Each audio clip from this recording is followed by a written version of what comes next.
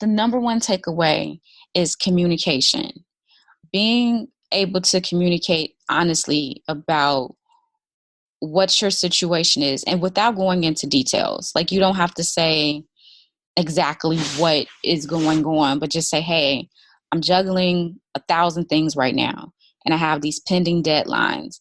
I won't be free until after 3:00 on Thursday. I can talk to you freely 3:00 on Thursday, but if you need me to fully engage before then, I don't have the capacity to do that. I really want to do this. I don't want to be excluded, but I can't give you the attention you need until 3:00 on Thursday, or whatever that looks like. And even if we give you a deadline, let's say, hey, we need your response by Thursday at 5:00. It's like, hey, I'm really interested. I see your responses at Thursday at 5:00. Is there a room for you to be a little bit more flexible because I have to do this? I don't want to rush through this with you. I want to give you the time and attention. And it's the engagement that really makes a difference. I'll say this. I reached out to another woman, and I would say that I advocated for her so hard. And she was an influencer that didn't have the metrics on her social media platform like all the other young ladies that I reached out to. However, I advocated for her so hard because I was able to reach her. She responded right away. She was genuine. She knew the brand. She spoke to me. She was, it was just a pleasant experience to talk to her. And because of that, I wanted her to win. I was like, I don't care that she doesn't have the numbers. I can tell that she will be a good partner. And that's what we want to work with. Like, it's not about, I think influencers get caught up in this game thinking like, well, because I have X amount of followers, you should pay me X amount of money. And that's just not it. Like, that helps. That's part of it. But if working with you is going to be a nightmare and it's going to be hard and it's going to be like pulling teeth and I feel like I'm going to miss deadlines and I can't communicate with you, then I have to go to the next person.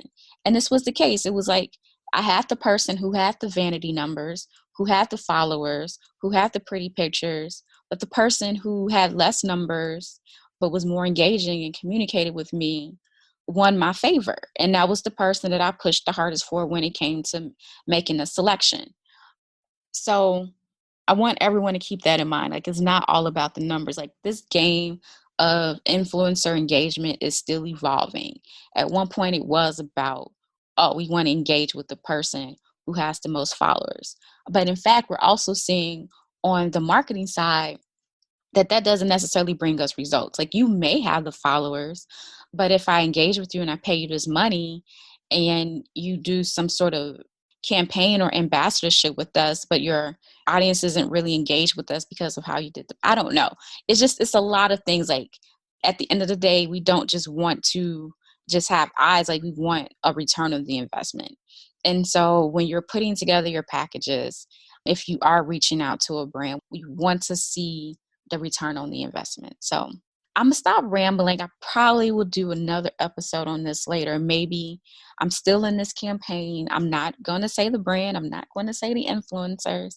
But as this progresses, I may give a few updates, general updates as we go along. But please, communication is key, influencers. When you're working with marketing companies, brands, public relations professionals, just be courteous, be professional, and communicate as best as possible.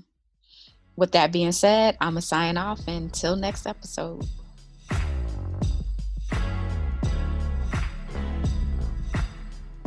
Thank you again for joining us for the DIMPRP Podcast. We look forward to having you join us again every Wednesday. Also, stay tuned for the book, Public Relations for Influencers and Content Creators by Vanessa Abron, the host of the DIMPRP Podcast.